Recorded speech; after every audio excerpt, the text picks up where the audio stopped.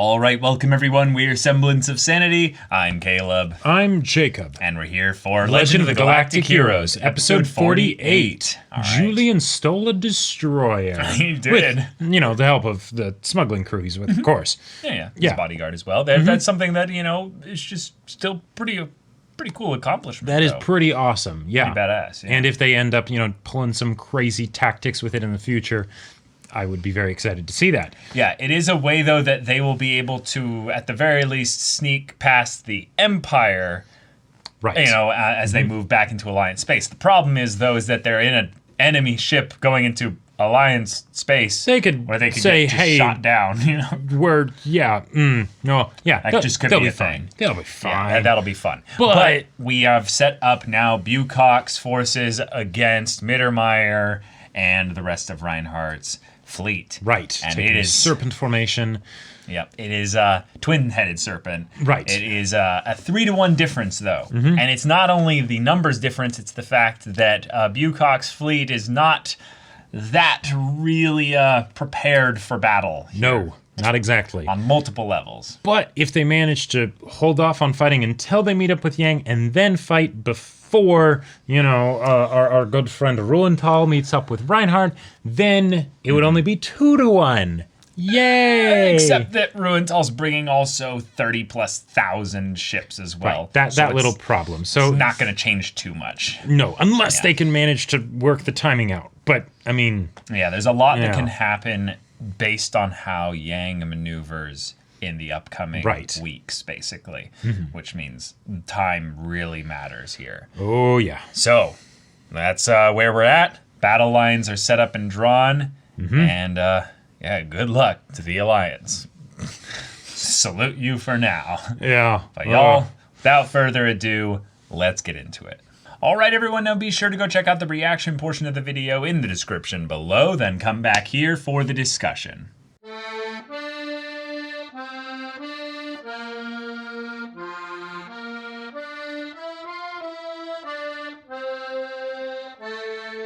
Okay. All right, so Bucock lost, but he successfully held on long enough until Yang arrived. Right. So and that they lost a lot of forces, but there's some of them still left, a good amount of them still left. They were able to get away.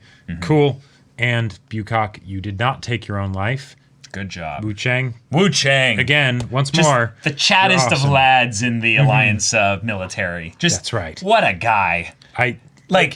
Telling your superior officer that, no, you can't die here. You need to be a responsible officer and die later when this war is over and we lose. Yeah. That is just so badass. And I love that he specifically brought up the whole thing with Mercats. Because that was just an amazing scene, right? Yes. And the fact that this is a very similar scene, call back to that, but then he gives that different reason of, you can't put the death at firing squad off to, some of your subordinates. He had the clip and everything. It was just like the Mercats scene. Right. It was fantastic. He probably heard that specific story and was okay. Wow, I'm moved. Good move, yeah. He's I wish I was an XO exactly like that. Don't we all? But then he also said the whole thing of, hey, I'm going to say something that's probably pretty inhumane. Yeah. If you don't like it, then turn that gun on me. Right. That's a way to grab someone's attention where it's what I'm going to say is this important, right? And I'm not saying it for self-satisfaction or anything. Nope. I'm saying it because it needs to be said. Right. Right? Is it possible for me to get even more respect for Wu Chang like that? Just wait until him and Yang are actually working together. I know, right? That's gonna be awesome. Yeah. Or he's the kind of person where I would want him to also be around in the Empire and just coach Reinhardt a little bit, even maybe what he says is a lot of things that I would say is not as profound tactically wise. Sure. If anything, he just seems to be a voice of reason in that he doesn't get swept up via emotions and stuff. Right, and that's something that's very much needed in a crazy set of conflicts as we have here. Right, because Bucock definitely got emotional there, definitely got afraid, definitely had that moment of, what have I done? I should have just surrendered. Yeah, I'm responsible for millions of people's deaths at this point now. In a lot of ways, it's similar to Yang's thinking of, I should have gotten here 12 hours sooner. Right? Because it's the demanding perfection of yourself, sort of, rather than understanding, hey, you were in a no-win scenario. Like, you actually did pretty good, all things considered. It didn't work out. Right. But hey, you know, in some ways it kind of did. But, you know, because Yang ended up rescuing them. But even if it hadn't, right, you still did the best you could. Right. We avoided the worst possible situation. And it was your choices, both you, Bukak, and Yang, that led to this happening. If Yang had debated longer about whether or not he was going to leave Iserlon, this just could have all been over.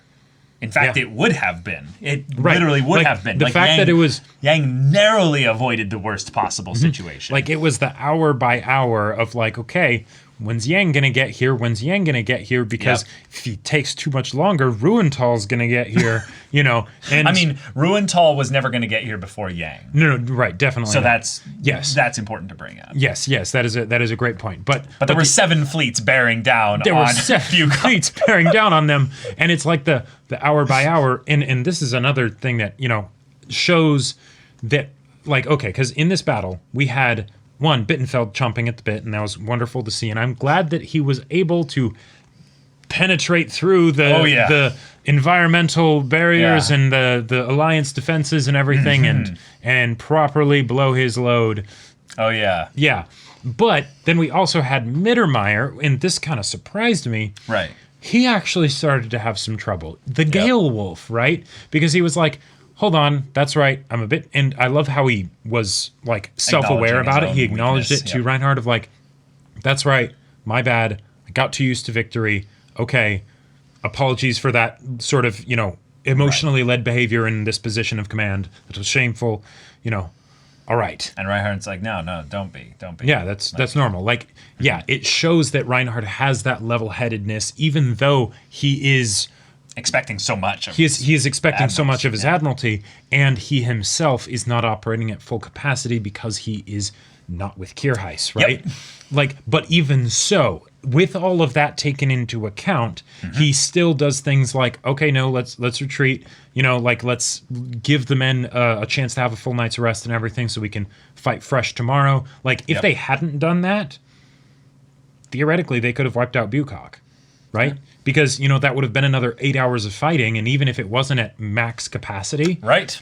I mean, they're also the professionals. You know, Bukak's fleet was the one full of, you know, greenhorns and stuff. So maybe that would have gone differently. But he wasn't going for some crazy like you know, gamble long shot or whatever. It was slow and steady, you know. Yeah, he was like, this is all mine anyway. Exactly. He's like, I've looked into the future and I'm going to win. And apparently the narrator confirmed it for us. The narrator did kind of confirm it for us, but I don't think he said that Yang was going to be, you know, gone from that, you know, world line where the Empire had conquered the Alliance. Right. But, I mean, the Empire having control of the Alliance eventually doesn't seem that outlandish, you know. Even though the narrator did not say that it would necessarily be Reinhardt. So there is always that possibility that he might not see it, which would be rather poetic, but yeah, I think you'll see it, though. I think you'll see it. I think it's important that Reinhardt get to the top. Right. Have to stop.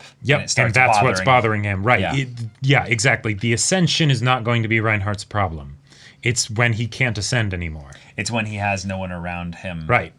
In his moments of realizing that he won it all, and it wasn't worth it because Kierheis wasn't there to share it with him. Right. Alexander wept, for there were no more worlds to conquer. And no friends made along the way that were there to share that glory and wondrous peace with. But maybe Mariendorf will have some. There'll be some. Yeah, there was that part where when he was like, "Go sleep, Fräulein." I was like. Yeah, I thought the same thing. I was like, is it like I will join you? And Oberstein had the look of like, I'm judging you. Right. I'm not saying anything, but I'm judging you now. I'm guessing that was because she is not actually a part of the military in a traditional official capacity. Right. So it's She was given a rank, though. She was given a rank, you know, but it's the thing of the rest of the people here have trained for stuff like this and whatnot, so that's to be expected of them, but not necessarily, for you, because this is new to you. You're here more as an advisor, so Right. Yeah. It is actually kind of impressive to think about if you are a soldier and your job in a fleet style of thing and you're an officer is you stand behind me at 20 degrees off of, my back Yep. for like 24 plus hours. Like, Oh yeah, sure. even if it wasn't that long, Right, I think even it was if it a was lot just, less. I think it was 12 hours is what they said. But yeah, it's still something where that's a long time. And it's also the maintain standing in this position and mentally alert. Like for this, there are going to be moments where we're going to need to communicate things. exactly. And you need to be on top of things when those opportunities present themselves. So And also to give feedback and insight when Yep. it's just opportune for you to pop in and say something. yep. Like that's something that's just pretty impressive in general. But nothing to be said for also the badass Alliance fighters that went in like little sorties of like 1 to 3, Hiding behind fighters debris and everything. going and- in really quick and shooting out the engines of Imperial cruisers and battleships and being like, yeah.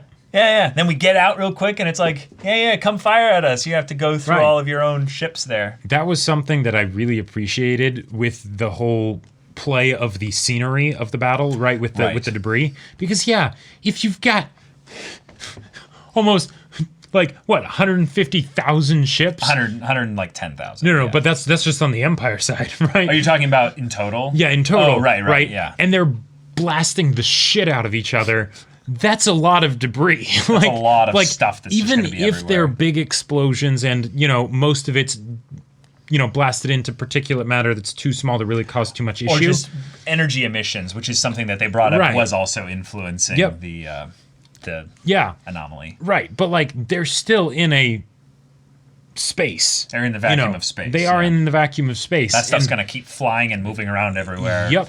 Forever. And if they're not since they're actually at a system, not just out in the middle of, Right. boonies nowhere kind of a thing. Gravity and Yep, all that. exactly. And things become a can get problem. moving very fast in space where there's no drag. And they'll just they might even do a full rotation around the star. I think they whatever it is. did. It seemed I think some of it did, and that was the point, was that some of it accelerated to the point where there was just stuff Right. just slinging through there. because it was blasted off from an explosion of a ship blowing up. I think the other part of it wasn't necessarily a rotation. I might be wrong with this, but it was getting pulled faster and faster towards the star. So as it got closer within the current, it was moving faster. So it was Right. like, if we want to flank them, like with Fahrenheit's fleet, Uh-huh. it was, we're going to lose hundreds of ships doing this. What kind of bonus on a tactical advantage thing do we get versus how much of our fleet we're losing by the time we get over there? Right. And he's like, let's let cooler heads prevail and move back. Bittenfeld's like, what are you talking about, coward? Ah! Well, Bittenfeld's thing, his task was, he was told to go bring me back the head of their on the tip of the Black Lancer's spear. yeah. So Right. he wasn't taking an opportune moment. It was a go charge. Right. This is your moment. And Take glory. I love that too because Bittenfeld's been holding back and hey, Put yourself on the right. Yeah. right, exactly. next to him. Yeah. Hey, Dad. Hey. I'm ready. And it's one of those things where he's been kind of cowed by Reinhardt with his mistake in the past, right? Right. So he's not charging in without orders or something like that, right? He's holding back, but he's very Kind much of. hey, if you wanted still here. to, I'm still here. Right, right. I certainly wouldn't mind if you gave the order to charge, right? And Reinhardt's like, I know that is your thing, and you're very good at charging forward. Okay, go do it. Okay, thank you. It's basically like that moment when you have a dog that's really, really hangs on your every word. And you've got a toy and you want to throw it. And the dog's like, I'm not going anywhere until you throw it. But then the dog starts to look at you like, will you please throw it so that I can Right. go chase it? Yeah. And then you're not only like, I'm going to throw it, you're like, all right, boy, you ready for me to throw it? And you're like, yeah. And then you're like, all right, when you get this, I want you to bite its head off. I want you to just go in and tear it to pieces. And he's like, oh, yeah, yes, I'll do that. And then you throw it, and he just, and it gets it, and he just, like, shakes it apart. And I love that it worked, because Bittenfeld is like, as far as like side characters that don't have very much actual screen time. That's true. But my enjoyment proportional to the screen time is quite high. Really high. Bittenfeld is one of the highest ones in the show, right? And so the fact that he was able to get that cathartic experience of having the move actually work, even though they were like, hey, well, they're going through and they're not trying to like juke us out by like pausing in the field so that they go down further so that we don't know where they come out or something. Like it was just straightforward, go through, they come out. Okay, cool. Focus fire where they come out. The Black Lancers lose a lot of ships. Yeah, they lose some ships, but well, they had 6 other fleets behind them that were like, well, we're going too. So that's part of the reason why I think it also worked as well. Oh, gotcha. Was the Black Lancers basically just led the vanguard of the charge. For some reason, I thought that was only the Black Lancers that it wasn't, went through. because then you saw all the other admirals go, okay, we're going too. Mittermeier was the first one to decide, well, we can't let them have all of this. That's right. So they follow in, and then all the others, and they go to all of them, and they go, we're in. Right. And it was kind of what Oberstein suggested, that we needed some kind of big single attack that would just overwhelm their little tactics. Right. So it was almost like they basically did the numbers version of what the Alliance accidentally did in the beginning of just like, hey, suddenly we're just going to attack. We're just going to full bore down the center and be like, what numbers you got? Bring it. Fire all those missiles. Get everything. It's not enough. And I love that there was that risk of but we don't want to be in here too long, because then we could get pulled close to the star, and that can be bad, right? Right. So, this is a risk that we're taking and pushing a bunch of pieces into one area that has that, environmental non-zero, hazard. but very low, but like non-zero chance of something catastrophically bad happening. Yeah. I'm glad that was brought up and that was weighed, and thankfully it didn't happen, because that would have really sucked from the story of like, hey, yeah, Ragnarok, this happens, and then some environmental 20,000 ships get just wiped crushes out by them. Right, exactly. Yeah. But that could have happened, right? That space is a dangerous place, and that these emergent behaviors of things like debris streams, or space streams, or I forget what the term was. They basically said that it was a space current of such caused by the emissions and explosions and everything, and then the debris got caught up in it. Right. Creating this really nasty wall of just stuff we'd have to go through. I love the idea of sci-fi going into the weird shit that can happen in space, especially when you are adding enough into the equation, because you're in this massive space opera where you can field 100,000 ships, right? Because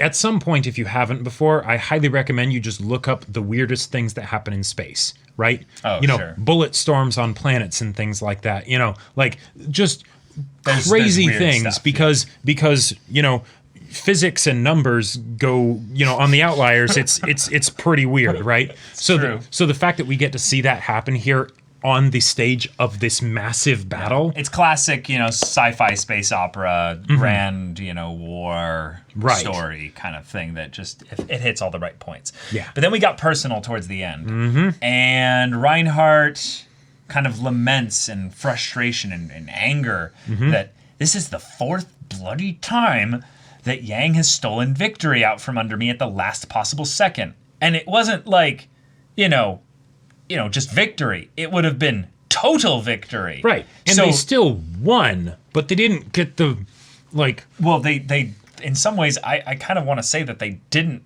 really win here. The main issue is that they are going to then move into Heinesen and just win the political victory as fast as possible.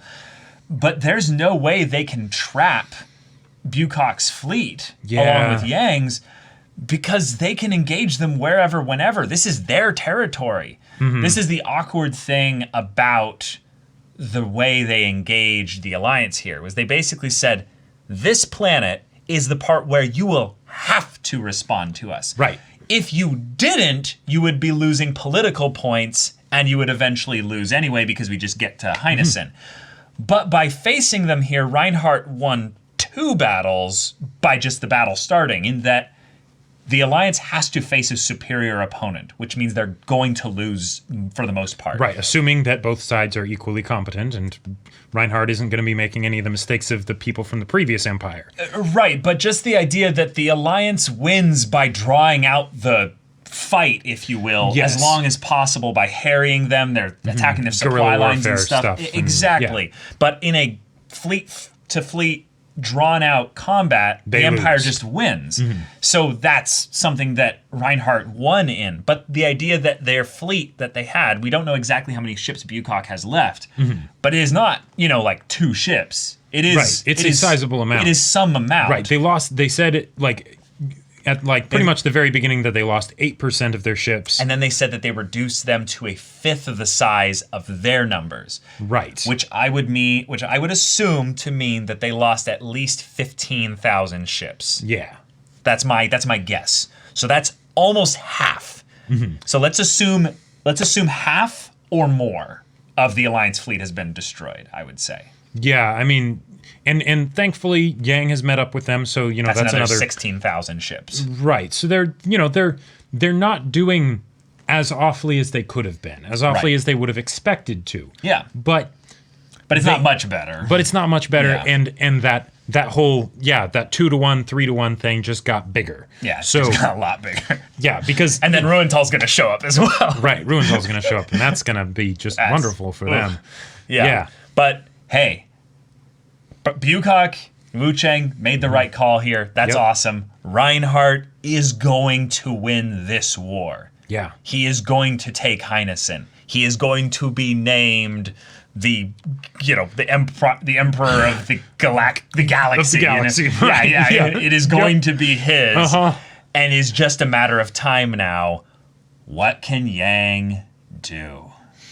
I liked your idea with the destroyer coming in, since Julian has now rendezvoused. Yeah, okay. So since Julian came Yeah. back and they're really just going after Reinhardt, what would happen if somehow Julian managed to get that destroyer to dock with, even if it wasn't Reinhardt, hopefully it'd be Reinhardt, but someone very important, right? Rose and Ritter are on there. Boom, they bust in, and maybe Reinhardt can't hold up to the same farce that Ruintal could as far as hand-to-hand combat and whatnot. Because that was more Kierheis's thing. Would that potentially work? And even if Reinhardt survives or whatever, could they do some, or what if it was loaded up with explosives or something? Who knows, right? I don't think sabotage on that level would work. Yeah. But I see what you're getting at. The subterfuge capacity is Right. very high if they do it later enough. Yeah, if they do If they do it too soon, I feel like there'd be some Mm-hmm. problems. But there's a potential for them to do it at a crucial moment and to basically just have a very specific tactic that doesn't really work for any kind of fleet engagement. Right. But for specific objectives like Reinhardt, for instance, they can attack in a way that they wouldn't normally be able to. Yeah. And while Yeah. I wouldn't doubt that the possibility of ships being taken when you have 100,000 of them is definitely something that is on the minds of the people somewhere beneath the surface, Also, why would they let them dock? Right, with why would they let them Reinhardt's dock? ship? Right, exactly. It'd be like, sure, no. You'll dock with, just a regular old battleship. Right, yeah, yeah. Our super fleet's flagship of the the Emperor of the Galaxy, But if it did manage to slip into another fleet unnoticed and then sort of tarry along, Sure. maybe it could, and how would they know which ship is acting sus, right? There is a ship among us, and Exactly. it is not on our side. Gray's acting sus. Which yeah. Gray Right. shows 10,000 ships. Exactly. Yeah, that is a very high potential thing that they can use, and it is something that they can hold on to for a while. Right. And Yeah. Schoenkopf would be Oh, he'd be chomping so at the bit bone hard to to to do something like that. He'd be like, "Oh, wait, it didn't work with Runtal, but you're telling me I can go after Reinhardt? don't threaten me with a good time now." So all right. I get to bloody that pretty face. Oh my, yeah. Let's go. But yeah, Bittenfeld, you're cherished. We love you. You are. Yeah. But this is the potentially first of maybe many engagements, or it might be the last engagement of the Alliance official from, against the Empire. Because Yang might not be, it might not be willing to do anything on that scale again, because it's just not worth it. Yeah. He might even try to do something here where, since they're headed for Heinessen, and the Empire did adjust course a little bit to go and set up a proper base. Now, it's not necessarily that they're setting up the base right now. Like, they're probably trying to just win as fast as possible. Yeah, well, yeah. I mean, when they probably just show up and they're like, okay, move, please. move aside. Right. But if Yang is headed to Heinessen, there might be some things he can do to try and set up a ceasefire to where they surrender.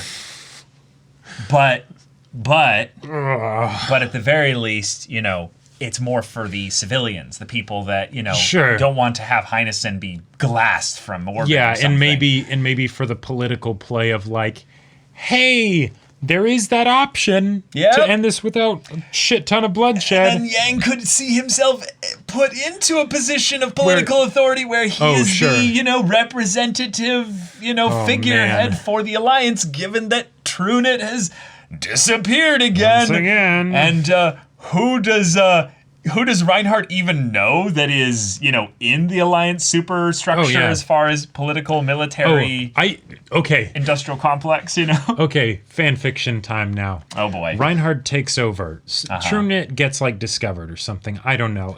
This is in the fan fiction where Trunet doesn't just live as a cockroach somewhere and come back later. I think he would do that for years. Oh, I think he definitely would, because he is a cockroach and he'd be very good at that. Yeah. But in the situation where Trunet is actually there and it's like, you've defeated us, blah, blah, blah, blah. And he's even trying to sort of hog the spotlight and stroke his ego while he's losing or something, because it's like, he's signing his death warrant. No, he totally wouldn't do that. Yeah. But I would love to have a point where... Yeah, what's your goal here? Basically, that Reinhardt is like, who even are you? Where's Yang? Where's this Yang guy? Oh, gotcha. To just... Because I don't want Trunet to just die or be defeated. I want his ego laid to be low. Humiliated. Yeah. So I will go into fan fiction land with you and say that I think that's going to happen. I just think the awkward part of it is that it's going to be Trunet trying to team up with Yang in a post-war defeat for the Alliance. Yeah. And he tries to use Yang as his revolutionary figurehead, given that this war seems to be on the losing end for the Alliance rather quickly. Right. And Yang ends up having to basically have Trunet killed because he's not concerned as much with the actual people of the Alliance. He just wants his power structure back.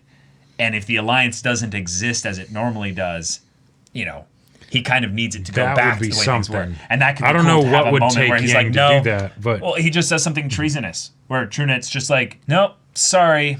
I never liked you, but no, you are clearly acting in a treasonous manner towards the Alliance. And then try to sort of take over the army from Yang, kind of a thing. And whatever it is, he basically orders a firing squad to be like, yeah, I have to do it. And it's something where he doesn't even want to do it. And Trunet's like, no. And then, Shankov basically is there. It's just like, you bitch, fire. And then they just, and then kill him. Yeah, that definitely sounds like fan fiction land. Yeah, that definitely sounds like fan fiction I am looking land, forward to when Trunet is on the other end of a firing squad. Yeah. Do you think that he'll actually, die in a way that would be even more dramatic, though? Nah, I think so. That line in a banquet hall or something, and he tries something really stupid. No, he's a cockroach. He'll die in his home, which is underground. Oh God, no. Trunet actually might be the kind of person who would do what Bucock didn't do here. Responsibility? I don't know that. Nah, I could see him doing that. Nah, because he can always why kill yourself? You can always scurry to another hole. Yeah, right. But I could. It makes me think of that line from Battlestar Galactica, where it was they'd throw you out the nearest airlock, then throw a party. That is my feelings towards Trunet, right? And it's like, all right, pop the champagne. Woo, he's gone. Wait, so was that when they were talking about Baltar? Yeah. With the trial and everything, yeah. That's Dreamland. That's Dreamland. But yeah, good stuff. Great episode. And here we go. Y'all, Yep. thank you so much for watching this episode's reaction and discussion. If you want to see the next episode's reaction and discussion right now, though, go check out the link in the description below for our Patreon. You can get on early access there. You can watch full-length timer reactions there, and all this comes with Discord access, so you can chat with us and the community there about this show, about anime in general. And, by the way, you can also check out our Twitch channel. Indeed, we stream from Monday through Friday at 3 p.m. Pacific time. Monday's podcast, Tuesdays One Piece manga readings, Wednesday and Friday Caleb does gaming. I'm playing Hades right now. Yep, and on Thursdays I do gaming, which is right now Persona 4 Golden. The info is in the description. Yeah, so if any of that interests you, we'll see you there. But until then, we're Semblance of Sanity. I'm Caleb. I'm Jacob. And we'll see you all next time.